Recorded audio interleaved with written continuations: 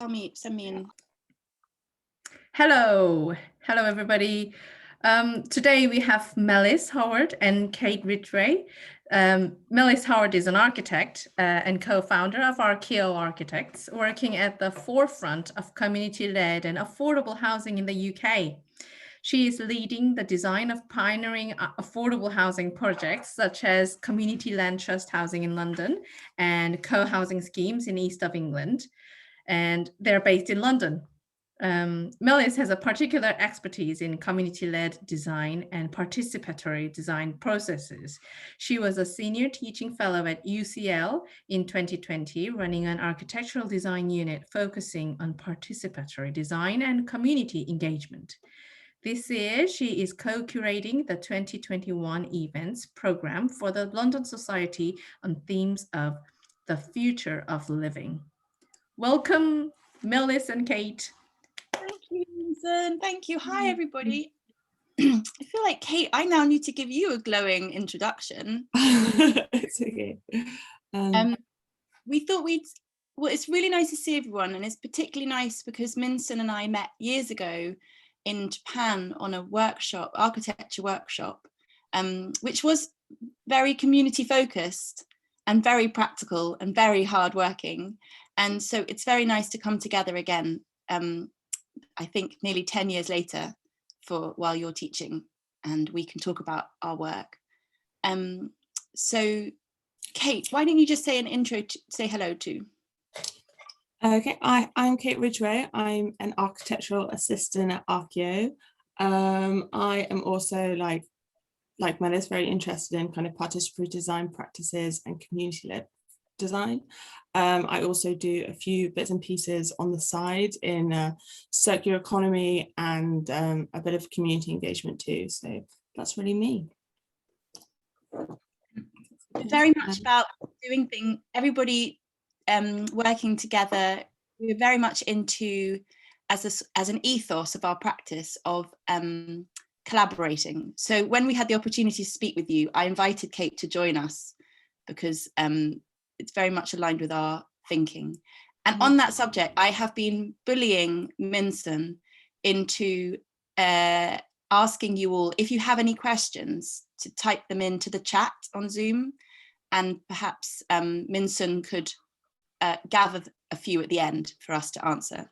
Sorry, Minson, I insist. So, yes, for today, especially, we are going to not quite have the Q&A time over the email, but we will give questions straight after the lecture today, after the lecture. So while the lecture is ongoing, maybe write down or put notes of your questions, or you can just put it in the chatting box in English, please.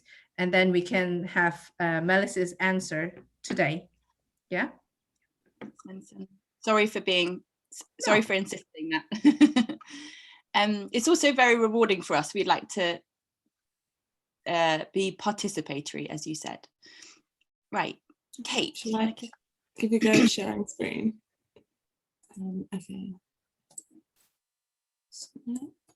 Ooh.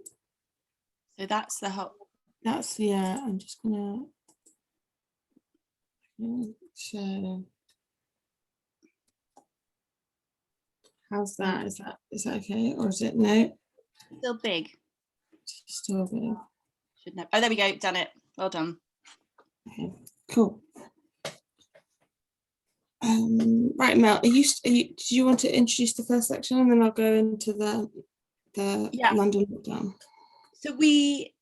So Arkeo are an architecture practice based in London, and like the rest of the world, we've been in lockdown essentially since last March, and it's a really interesting opportunity to think about these world issues in relation to what we're trying to do in our architecture practice. So when Minson invited us to talk, we thought we would talk on the subject of home and well-being in the time of COVID. Because the pandemic has brought to the fore many issues about how a house, a home, where you live, your neighborhood, how it impacts on your personal well-being, and in particular in your mental well-being, we would say. And so Kate's going to give an introduction into how we feel the City of London is changing in this time of COVID. And we're going to then take 4 themes of well-being in the home and describe them in the context of our projects. So we'll switch between the two of us. So Kate, if you start. Of course. So this, so as Mel said, we're going to be talking about how COVID-19 and the pandemic has affected London. So I'm going to introduce that aspect of how these changes have happened. Like a lot of cities around the world, the pandemic has had a huge impact. Oh, whoops, sorry. I'm trying to. Oh wait, sorry guys. Just kind of maneuvering through the slides. The pandemic has had a huge impact on how cities are used by their inhabitants. Before the pandemic, London was a very global city with people moving between different parts of the city for work, to socialize, and constantly traveling for various reasons. Whereas once COVID hit, residents had to retreat to their neighborhoods where they lived. Which meant that really so they retreated to their neighborhoods, which really created this kind of combination between very inhabited spaces and really kind of deserted areas of London. So this can really be seen in this shot. This is Trafalgar Square, which is, if you don't know, it's right in the middle of London, a very kind of tourist space in central London, where usually it's a hive of activity. However, as a result of COVID-19, this was completely empty for a lot of the early part of last year, as you can see from this image, and really is symptomatic of how London became central London and the kind of commercial areas of London became completely kind of empty as a result. So this, as Melissa said, these are our both working environments as of last March. Mine personally on the left is in my bedroom. In many ways, I've spent more time, I've become more familiar with my bedroom than I ever have in any bedrooms I've had previously. And it's really looking into how our home environments, our bedrooms have become these kind of hybrid public sides of our persona in Zoom and Microsoft Teams, but also still our private space with our computer screens as a type of window into these kind of private realms. And I would say that if we're thinking about COVID and well-being, I think having your home office in your bedroom is really mentally straining for everybody. I mean, we don't really need to tell you this, but having the combined function of office and bed, you can see how close my chair is to my bed. It's really hard to separate your two lives, and you can find that work starts earlier, ends later, and it's hard to separate your lives. So when we're working in housing, particularly, a lot of our clients are asking, how are you going to accommodate home working in the future plans of your homes? Mm-hmm. So this is a really gorgeous photograph of North London. This is a socially distanced queue in I think it's to a butcher's. That meat sign in the distance is a butcher's. So as I've said, people were kind of retreating to their neighborhoods, and which meant that these areas and parts of these kind of suburban communities were more inhabited than they really were used to being previously. So like before COVID, you would very rarely see a queue to a kind of a community shop, but in the midst of COVID, obviously part of that is the socially distanced element of that. But also it's kind of a result of these kind of neighborhoods becoming far more inhabited. And so, yeah. And in a way, the thing we like about this photo is what we've seen is that all of life during COVID is on the streets. The only thing we see at the moment is people on streets. Nobody can go inside restaurants or inside their offices or inside theatres. So everybody is on the street, and even you can't go in the shop, so you're queuing on the street. And it's a kind of really fascinating urban situation where everybody's out only on and we have to occupy the pavements and the roads and the parks. Yeah, and in a circumstance in which people people begin to actually relate to their cities in very different ways, in that, like, for example, personally, before the pandemic, I spent quite little time within my neighborhood, because you were traveling across the city to see friends for dinner and go to work events. Whereas now, like, people were becoming far more familiar with their, as Mellis said, their local outside spaces, their local amenities, and actually creating, like, the pandemic reorientated people's relationships with how they use the spaces around them and how they kind of lived within the city. And this is another example of this kind of change in relationship. As you can see, as a result of the pandemic, people's movements being restricted meant that the streets were far less used by cars. And so the streets could be kind of appropriated for different uses. This is one example of children playing in the streets, using the road surface as a kind of canvas for paint, for kind of drawing. And it caused a lot of conversation about how we relate to our streets, cars as a dominant force within them, and how, if we maybe rethought pedestrianisation and movement, it could actually have a lot of benefits for communities and families.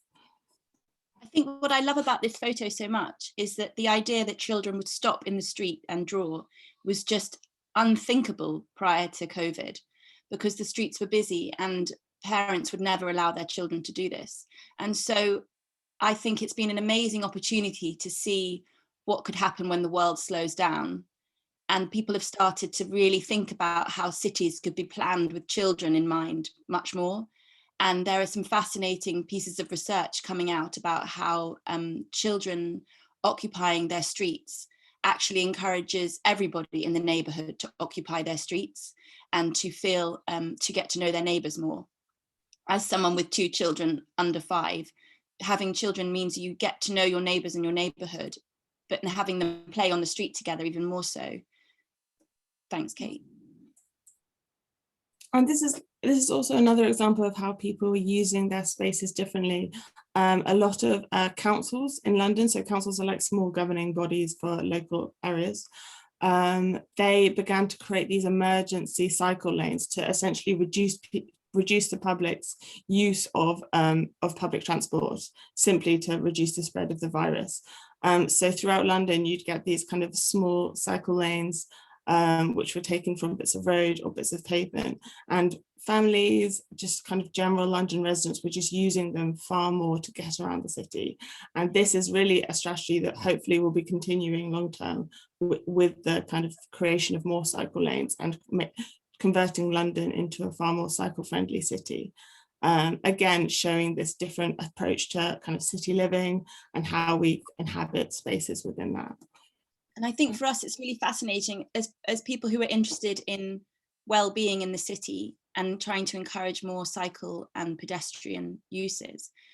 These kind of very quick changes that happened really show the potential for change and the potential for governments to react to a need for cycling or walking that we think has always been there, but that the pandemic have really highlighted. Mm-hmm. Yeah. And finally, as Mellis has said, these outside spaces became the real focal point of kind of socializing and how society interacted. So during summer last year, when COVID was generally on the decline, parks themselves became the only place where people could socialize and congregate, and created, although I'd say they were appreciated before COVID, they became this huge vital focal point of interaction, and their value in society really increased like tenfold, and I would say that has really made people rethink like the need for outside space, where they lived in relation to additional outside spaces, and yeah, kind of refocus the importance of that as a city community. And finally, just because we've talked about the positives of COVID quite a lot so far, this slide shows 2 families who live in quite a kind of overcrowded space within London. The family on the right, there's 7 of them within one space with 2 mattresses, and which this doesn't comply with regulation before COVID, but happens. But I think the pandemic really brought to focus the wealth disparity in access to space, access to outside space, and really kind of brought conversation to that problem. Because if you're in the midst of a pandemic, if everyone is staying at home, if everyone is working from home, you have to rethink how you're using spaces. And if you only have a very restricted amount of space, this can become a real issue. And so, yeah, we kind of wanted to show this slide to show that it's not all kind of sunshine and roses, and that there are some serious issues with this, which hopefully we need to focus and address in the future. But I think that as you say, Kate, the positive things that happened quickly during COVID, what we also saw was that rates of coronavirus in communities with lower income, who were generally sharing houses more, were much higher, partly, and I'm sure these are global, these can be compared globally, but they were much more likely to be people who couldn't work from home, who weren't white collar workers on their laptops, so they had to go out, but they also were living in overcrowded conditions. So their rates of coronavirus are much higher in these communities. And so we've really seen a call to address well-being in the home as something really vital, as something that needs to be addressed. And like every city, London has a major housing crisis, and I know you're also living in that with other different contexts, but it's there's a major lack of housing and so much overcrowding in homes that it goes unregulated. Mm-hmm. Yeah. No, okay. Yeah. So we've taken quite a long time giving a context to it, but I think it's been a chance for us to reflect on our architecture and our work in this theme of home and well-being. And so, as I said at the beginning, we want to take 4 themes from this talk and describe each of our projects loosely around those themes. So can you go to the next slide, Kate? So the first theme that we wanted to pick up on is shared space. So as Kate described, many of the positives from COVID that we've seen, or the vitality of COVID, is that people are needing to share their streets, their parks, their high streets, much more than ever. And these spaces are becoming extremely desired, extremely vital. And they're also showing that communities need each other. I don't know if you found during the pandemic that you have got to know your neighbours more out of necessity, but in London it's been absolutely extraordinary. And I suppose this project we want to show is to show that we've always thought that was important. We've always been interested in the idea of loosening the boundaries between homes so that there is a possibility for shared space. And I know that, Minson, you're working on co-housing projects, so it's not a new concept to you either. So let me take you to outside of London, to a beautiful corner of England called Somerset. And you can see the rolling hills, the gorgeous sunshine. I wish I was there now. And the very traditional architecture. And it's a really beautiful place. Wait, not here, not our building. But unfortunately in the UK, we have the majority of new homes have no architects and have got barely any consideration for design. They are built by mass house builders, and they use a typical cookie cutter houses. And here you can see an example where they might, this is an example of some new build housing that was built at exactly the same time as the housing that we built and that we want to show you. And these homes are normally exactly the same shape, the same windows, same door, wherever in the country. The builders might change the material on the outside. And they, in my opinion, are what makes suburban and rural housing so depressing, so bland. And the thing I really hate about these projects is that there's no space for people to live in between the homes. All we have here in this picture, you can see, is a front garden that's pretty scrappy, and a back garden you can see behind the house on the left, and pavement and road. There's no sense of there being a community who live here, or that there being place for people to have interaction. And it's really just designed around the car. And so we feel like this, in terms of home and well-being, this would not be a place to galvanize a community, to make friends with your neighbors, and to really get a feeling of neighborliness and community cohesion. So on the next photo, you can see the site. So it was actually 8 years ago, we were introduced to a company who owned 150 pubs in the UK. I mean, I'm sure lots of you have been to the UK and have been to a pub, but it's an absolutely crucial social setting. It's unlike anything else in society. It's unlike a restaurant. It's unlike a bar or a community hall. It is essentially it's the center of every town, every village, every high street. The pub is where you can have meals, have a chat, you can have a glass of Coca-Cola. It's like a big living room for the village. And this pub in the middle of this beautiful village called Temple Cloud was historically listed, meaning that it was notified by the government as being of important architectural interest. And as such, it was expensive to do up. So it had been laid empty for 10 years. So we were really interested in this site. And if you just go to the next slide, Kate, you can see in this diagram, the bottom left corner is the pub. Maybe you could hover your mouse, Kate, because there's no point in me doing it. And the rest of the site was a kind of loose car park with a couple of old farm buildings. And in fact, if you go, Kate, if you go up the road to the right, that's where the housing is that was which still hadn't been built by then, the ugly housing I showed. So we're really interested in how housing can bring together a community. And what was such an amazing opportunity here is that we saw that this pub, which is the social heart to the village, and this site, which was the physical and literal center of the village, was empty, scrubby car park. And so we really were excited about this opportunity to create a new social heart to the village. And so here is the scheme we designed. You can see on the left with the dark roof was a small hotel linked to a pub, because historically pubs are often called inns, and an inn is a type of hotel. It provides money to keep the pub going, and it's a place to stay overnight. And then the other buildings with the bluer roofs are the rows of housing that we created around the edge of the site. But I think what's really important for us, and it seems like perhaps a small thing, but was that these homes are not a single house with a front garden and a car parking space. We really we really tried to work with the client to change their perception of what a rural house needed to be. And we said a terraced house, so houses in a row with no gaps between, that could be a rural home that people would enjoy living in.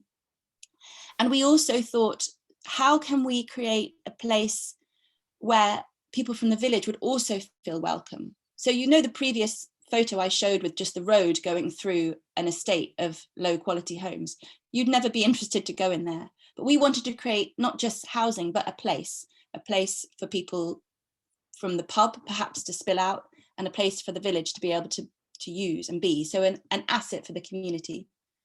So if you go to the next slide, Kate. So what you can see here is we're looking towards what we called the village green.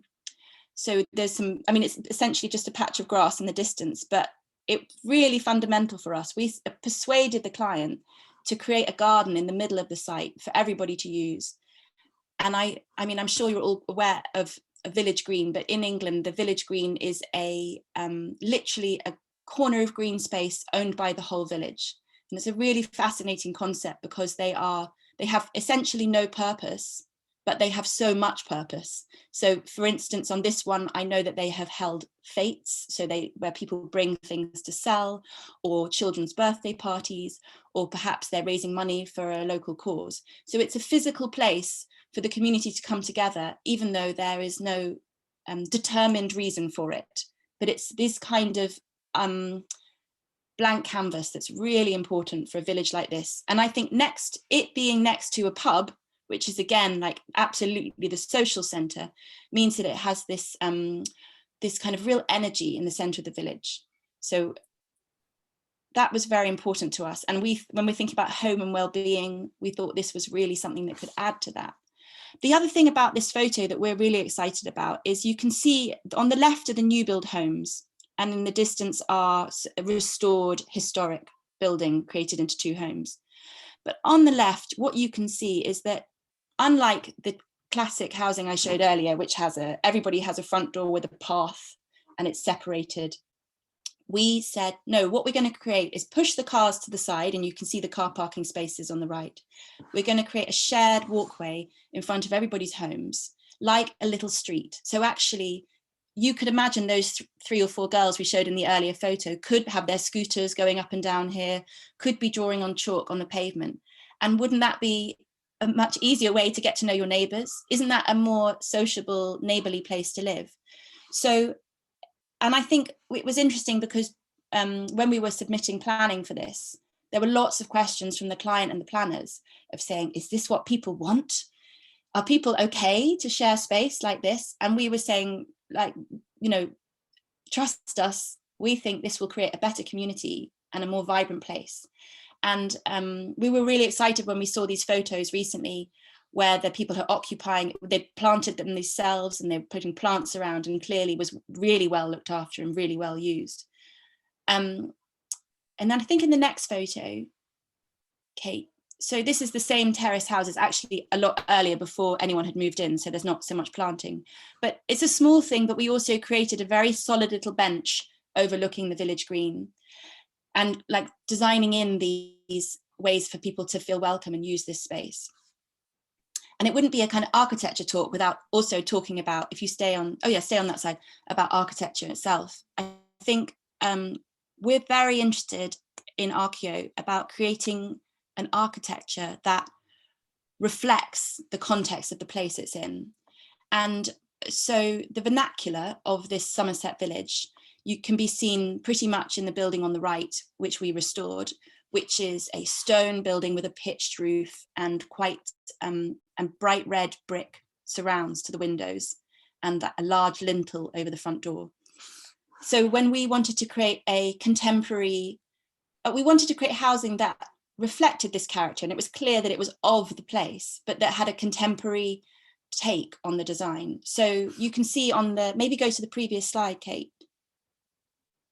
You can see on this elevation of these terraced houses, the windows are really oversized, kind of exaggerated in scale.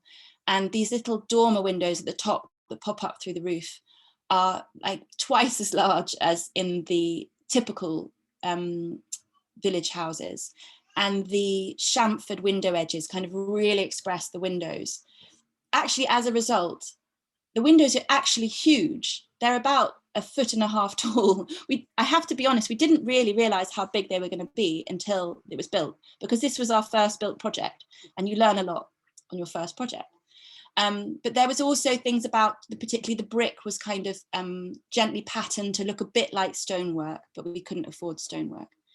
And the project, if you go to the next slide again, I think we tried to create kind of a looseness to the plan as well. So you get views through, which is very typical of villages. So you get views through different types of homes and to the landscape beyond. And if you go to the next slide, Kate, the little pair of semi-detached on the outside of the site, you can see that we created a slight asymmetry in the roof. So the left-hand slope is shorter than the right-hand slope. And it's quite subtle, because we didn't want the buildings to scream about their modernness. We wanted them to be elegantly proportioned, but the slight asymmetry, so one window on the ground floor of the left home, but 2 on the ground floor of the right, and the slight different pitch in the roof, just marks that this building is a contemporary reinterpretation of local housing. And other things we always like to do is inset the front door so that you've got somewhere dry to wait while you get your keys out of your handbag. And the whole plan and everything is thought about in those very human terms. I think that's enough on that one, Kate. Okay.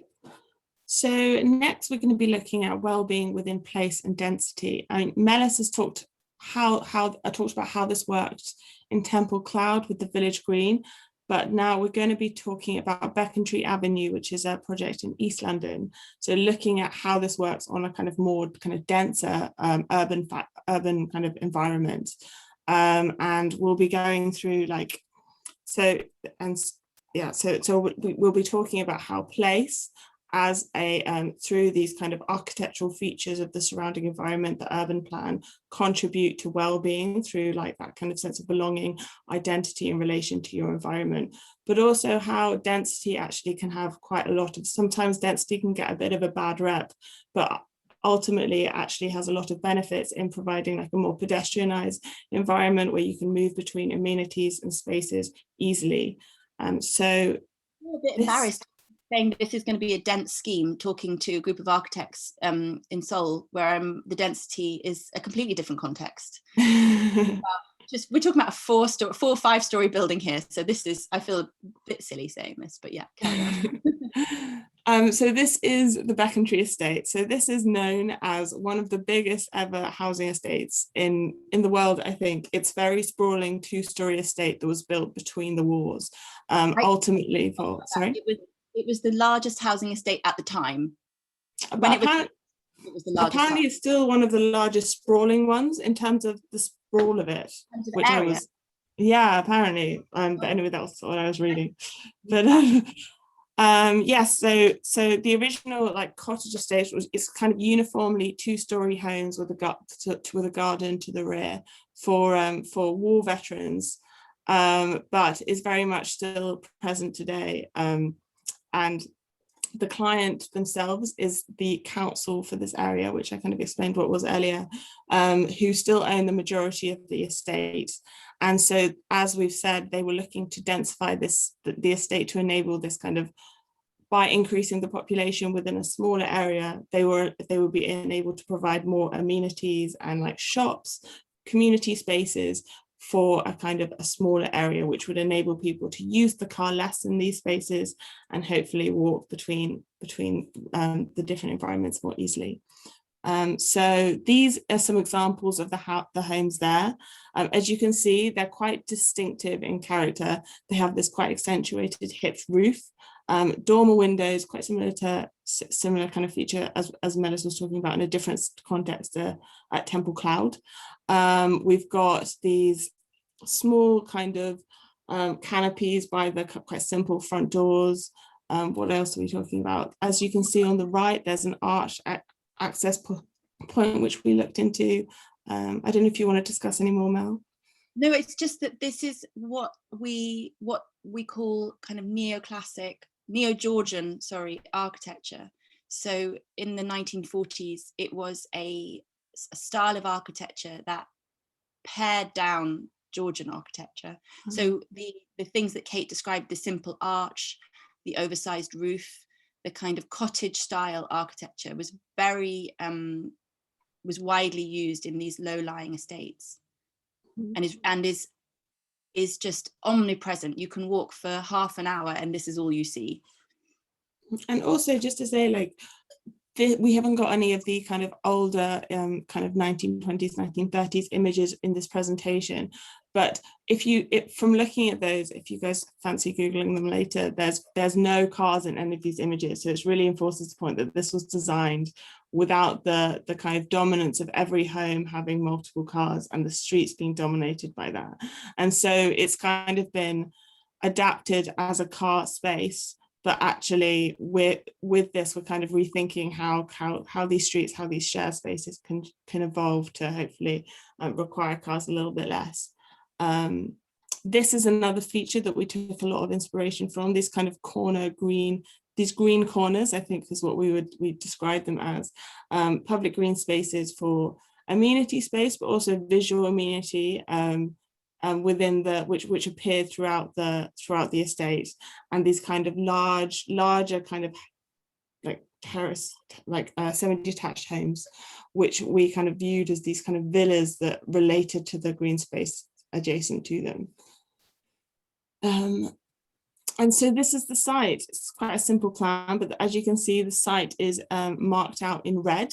Originally, it didn't include School Way, but as I'll talk about later, it extended to include School Way, which was an advantage of the client being the council who owned the majority of the estate. So extending that site boundary was quite a simple thing to do and enabled benefits in terms of creating shared spaces, as we've talked about in the previous section, but also shared spaces really have a relationship with with place identity and the benefits of place in well-being in relation to that. This was the general concept. It really took inspiration from the themes that I've just discussed in terms of these green corners. We described this as a green carpet with two villas that were placed on top of it, with this idea of creating these kind of shared spaces, green space, and locating the house within that, among this kind of environment of sharing, of kind of experiencing the city as a kind of collective, which it wasn't intended to be based on kind of private homes which weren't kind of a community. So that's really the kind of ethos with which it was designed. Perhaps it's curious to say that the whole context of this site is single family homes, and we needed to create a block of apartments that reference the architecture of these single family homes. So that was the challenge in going up in scale. Yeah. So this is the side plan for the scheme. It's a little bit pixelated, I'm sorry about that. But as you can see, there's School Way that runs the length of the top length of the site. This actually sits between the development, but also the building. I'll hover it with my mouse up here, is a nursery as well. So the proposal was for this to become a play street, as you can see by these wiggly lines, which kind of children can kind of run along or play around, race through the space. With these kind of trees in between them, with the idea of creating this kind of shared space for both the new residents coming into the area, but also the existing residents, to create just a new type of public space to interact with. There's also this kind of green space, pedestrianized space between the blocks to create moments for interaction, as well as just a nice piece of like natural environment right adjacent to the houses. And then to the south of, sorry. It's unlike in Korea. In the UK, it's very uncommon to put cars underground or under homes, because no one thinks that it works financially, even though it would remove the cars from the street. So just in case you're wondering why that you never see that in the UK, it's just something that no one thinks is affordable. Sorry, Kate. Yeah, so as a result of that, a lot of the kind of site plan design is arranged to ensure that the cars can have as little impact on the other spaces as possible. So they've been kind of put to the south of the site here, so they don't intervene too much with the more kind of pedestrianized spaces. So this is the main street of the main elevation of the homes, looking from Becontree Avenue, which is right in the middle of the Becontree estate. As you can see, it's 4 stories in a context of 2-story homes.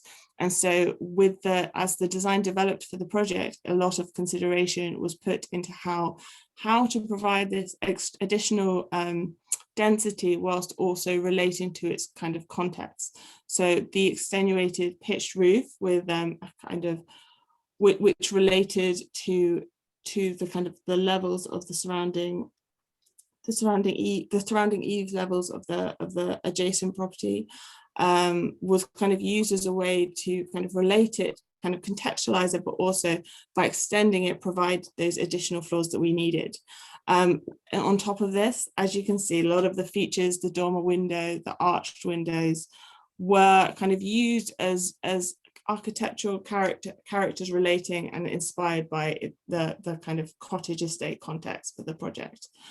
I don't know if you want to say anything more about that, Mel, or anything. No, it's fine. Thanks, Kate.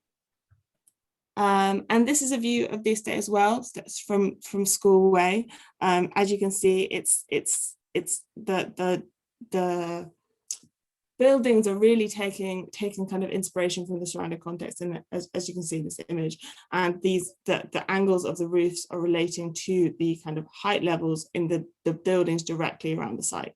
And this image kind of shows the dominance of School Way as a kind of play shared space for both the existing community and the new residents coming in.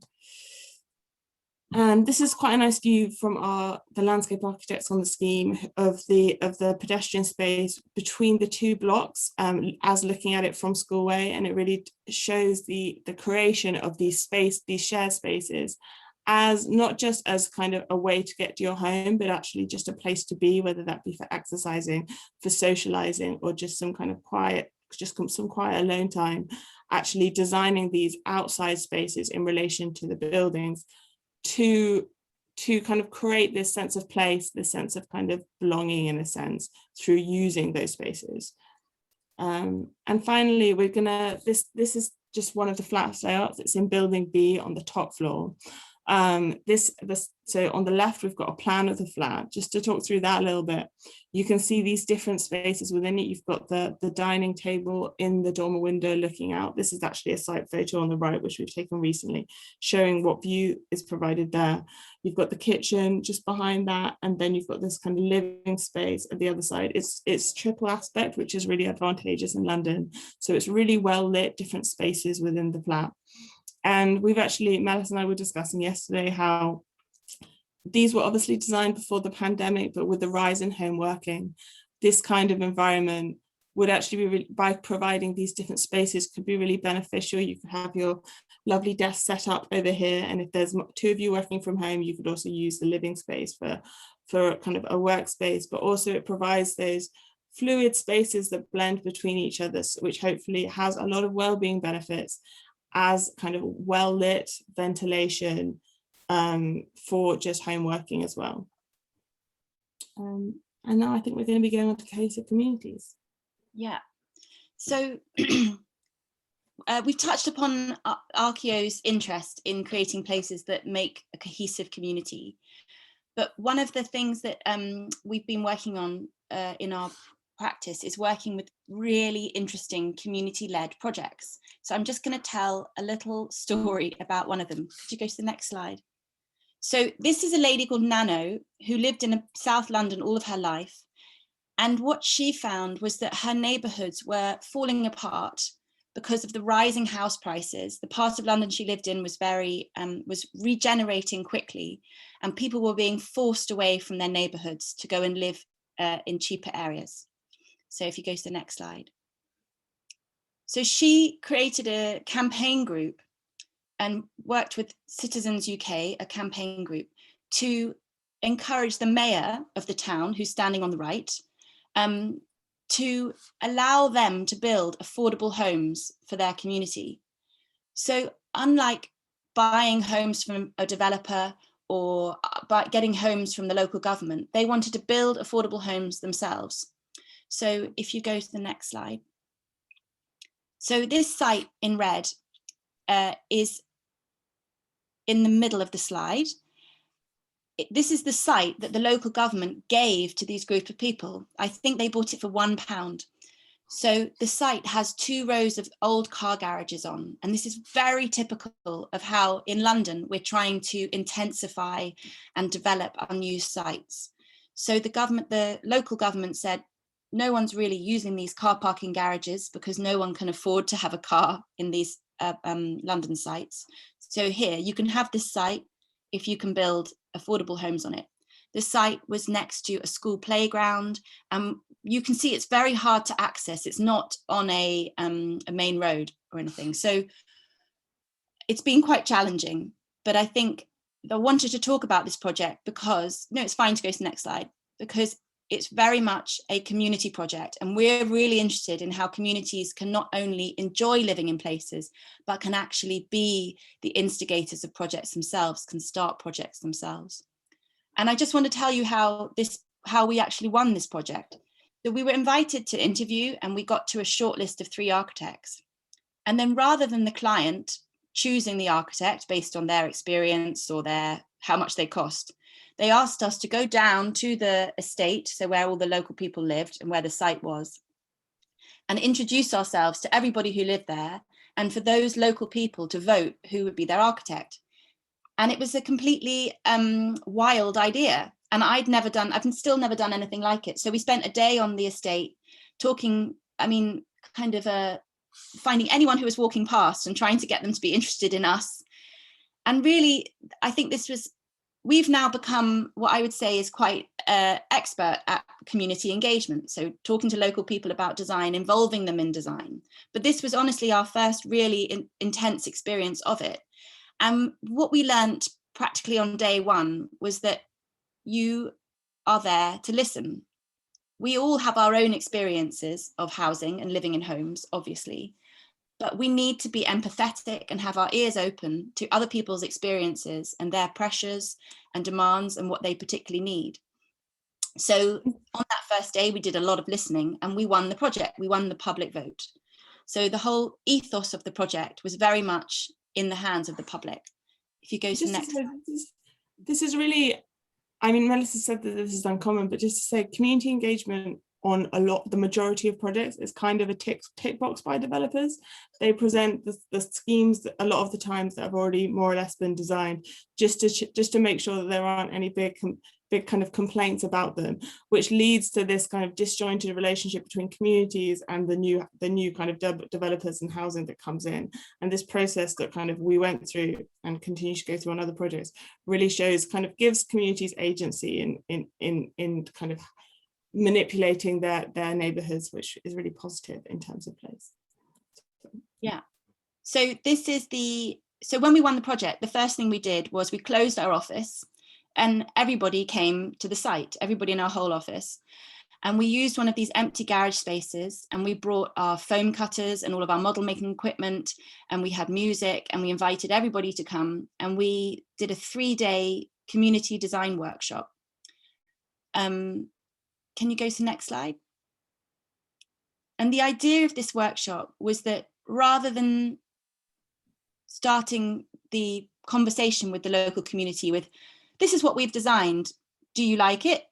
We started with, right, this is the site, tell us about it. So it's a totally different conversation. So they told us that everybody uses it as a place to walk for the 2 train stations, but it's actually really scary because it's not lit and there's quite a bit of drug dealing that goes on. And then the local school told us about how they were concerned about building next to them, and local people told us they were concerned about being overshadowed by a new building. But all we did was listen and ask them for help with the design.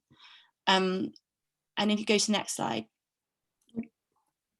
Oh, sorry, the one before. We also were invited into people's gardens. This is really unusual for somebody who's next to a development site to say, come into my garden and see what the impact would be on me.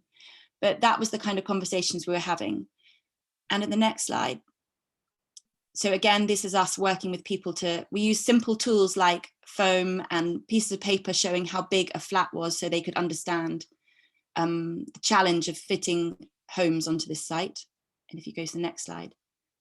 And then to our delight, a group of local people came together with their own energy to become the steering group for this building. So we met with them every few months to show them how the design emerged.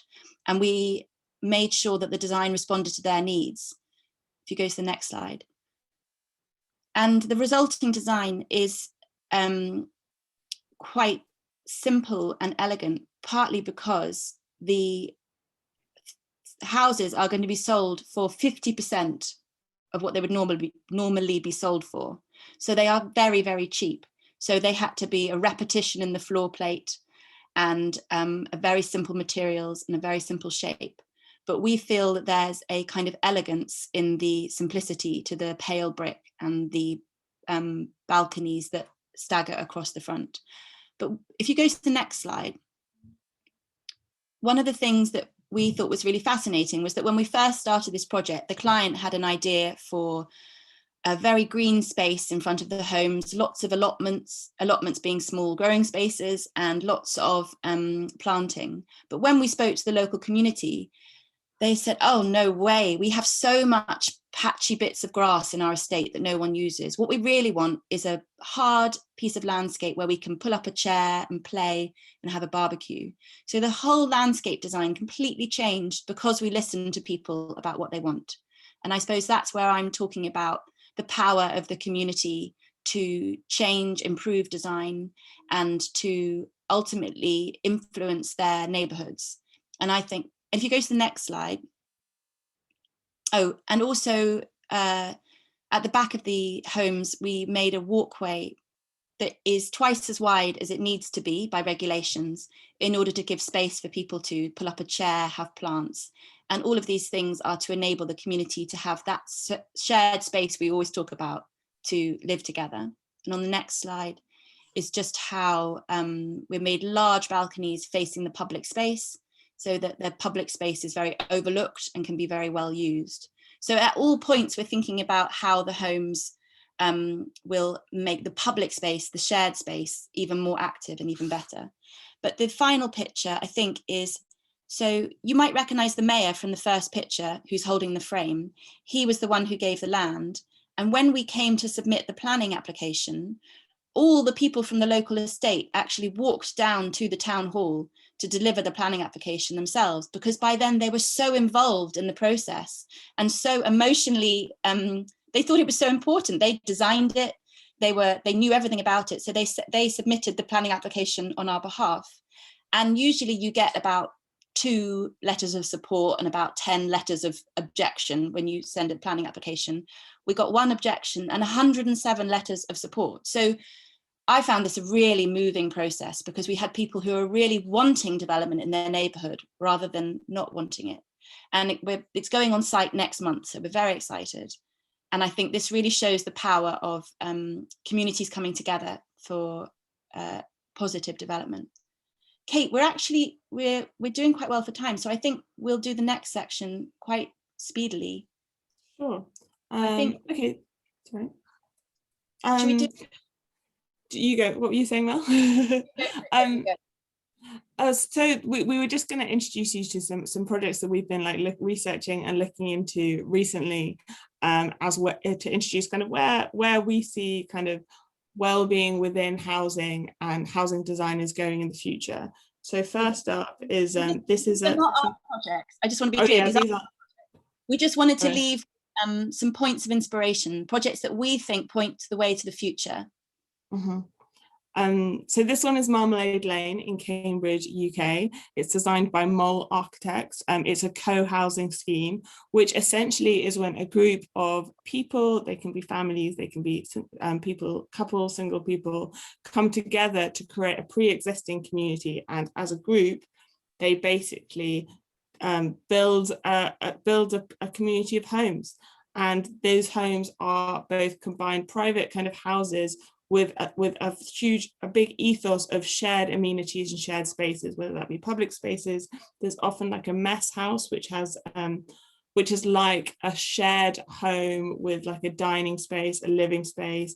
Sometimes it has like a guest flat, a laundry. So it's really about this kind of communal living with your own home, but you're kind of committing to be part of this community and participatory within that. And this was one of the earlier co-housing schemes in the UK and was completed, maybe, I think it was 2017, I think. So the whole design of the space is kind of based around this pedestrian street in the middle, which all the houses back onto. As you can see to the left of the image, there's these quite exposed garden spaces with this bench at the end. So families, parents can sit and have their coffee while their children play with each other in the outside space. You can see like a little football net. In what we were trying to achieve in the first project we showed, Temple Gardens, with the shared walkway. Exactly, and in the distance you can see the mess house, I believe that is over there. Then the second one, this is the common. This is actually in Melbourne, Australia. This shows an example of co-housing within a more urban, denser environment. As you can see on the image on the right, you've got the train station runs adjacent to the site, and this, I'm not actually sure how many, I think it's like maybe 5 or 6 story building with this lovely roof terrace on the roof, which has a shared laundry facilities, clothes are hanging out here. There's a vegetable garden as well. I think on the ground floor there's also amenities for the wider community. There's a cafe, there's I think there's an exhibition space, and the idea behind this was using this quite unfavorable site next to a railway, but using it, developing it as a community to provide kind of cheaper housing through prioritizing the kind of creating a community, a pre-existing community, so that they can actually take agency in the decisions being made, so to reduce long-term costs, but also like save money with kind of unnecessary details in the architectural design. And then this one, Mel, would you like to talk about this one, because I know you know a little bit more detail than me. So this is a project we're really inspired by in Zurich, called Mellis and Kate. And this is actually about 14 different building different blocks, and each block is designed by a different architect. But the site itself was developed by 32 local groups coming together. So a real community effort to build affordable homes. And I think what we found so fascinating, and I can send Minson some links about it, is about how, is about the types of flats and homes they're designing. Many of the flats in this project are say 5 bedrooms with 1 shared living room. So families really living together as if they were students living in a shared flat. But in every sense, the outside of the buildings are so lively, and the inside shared spaces, this shared hallway, are so generous, and they're designed for people to live together and share spaces. I feel like now we look back on this talk we're giving, Kate, we're absolutely obsessed with places that are shared, that people can come together. And I think that, you know, maybe we should wrap up by saying that the link between the beginning of our talk, talking about how the public spaces in London are becoming ever more shared and ever more vital, is really the direction we feel very interested in terms of housing, about people living in more collaborative ways. And it's definitely something that we feel is pointing to the direction of the future of living. And we're working on a number of projects around the UK right now of co-housing and shared living projects we're really excited about. So I think that's the end from us, Minson. Thank you. That was pretty awesome. In 1 hour, you actually gave us a lot of things. Thank you very much. Thank you very much. Okay, I'm going to